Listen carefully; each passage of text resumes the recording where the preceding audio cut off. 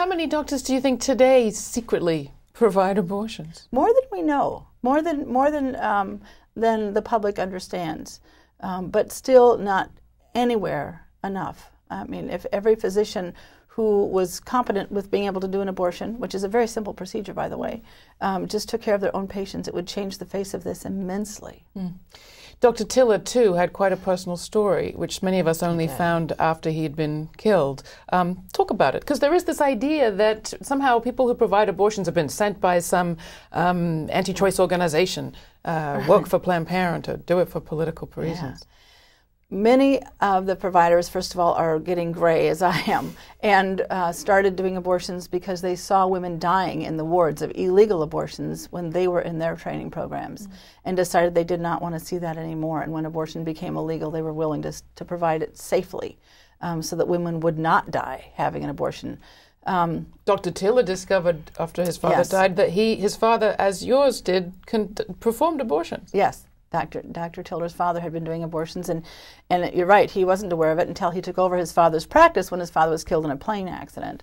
And Dr. Tiller learned from the women what it meant to them, how important it was for them to have that choice in their lives, and continued then, obviously, and became more proficient and expanded his clinic and did a huge, wonderful service to women in this country. I had intended to just do a few abortions for the women I saw in this small little hospital, but was forbidden to do it, forbidden from doing it from the hospital board. So I made a few phone calls after going to a march in D.C. and hearing Molly Yard challenge us, saying, there's those of you out there who have some skills you need to be using. And I felt like she was speaking with me. And I called some of the clinics in the Midwest at that time and asked if they needed help providing abortions, and there was this dead silence on the phone first, and then wanted to make sure I was really honest and this really was legitimate, and started working for a number of clinics. Within a couple years, I was working at 5 clinics in 3 states and traveling every day on an airplane. I did that for quite some time. Now that you've started a clinic in your town, in where you live now, Livingston, quite remote Montana town, what's your day like? Describe a daily day in the life of Dr. Susan Wicklund. Well, it starts out with traveling to the clinic from my home, first of all, and getting into the clinic, making sure that we get in safely. We have some security measures in place that I probably won't discuss right now. And then starting out going through the stack without going into the security measures, why is it difficult for you to get into your clinic? Well, because of the constant threat that we as providers face. Death threats, people wanting to block doors, do damage to the building itself. I had a clinic in Bozeman, Montana for 5 years, and someone tried to burn that clinic down, set a fire on the roof of the building. And this was after, 4 years of enduring wanted posters around town and stalking, et cetera. So there are definitely safety concerns that those of us that work in the clinic have. So you get inside. Get inside. And it's actually quite a haven once you get in the clinic. It's a very, very warm place and a very welcoming place.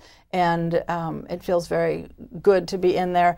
And of course, there's always, the initial part of the day is going through charts and answering phone calls and calling people back, making sure, because I do other women's health care. I don't just do abortion care. But if I did, I wouldn't apologize for it.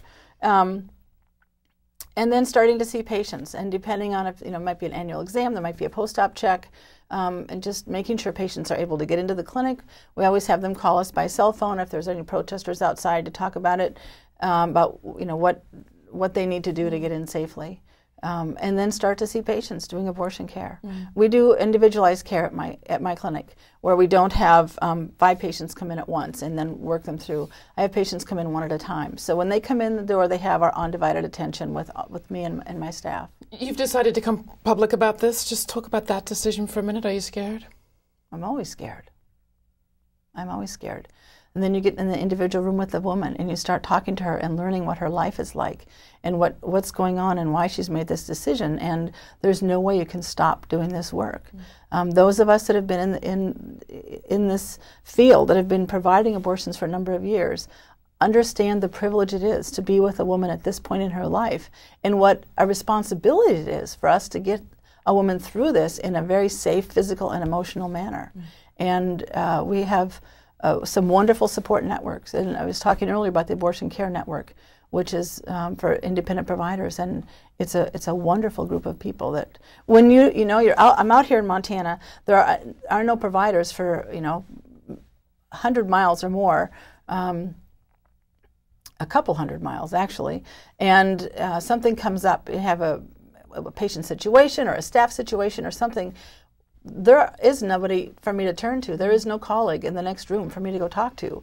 So you get on the phone or you get on the internet and you email somebody and say, okay, this is the situation, what do you guys think about this? And that's been the best way of communicating. Dr. Susan Wicklund, thanks so much for sitting around and taking some time with us. I appreciate it. Thank you. You can find more information about Susan's book and her work at our website. That's GRITtv.org. Thanks.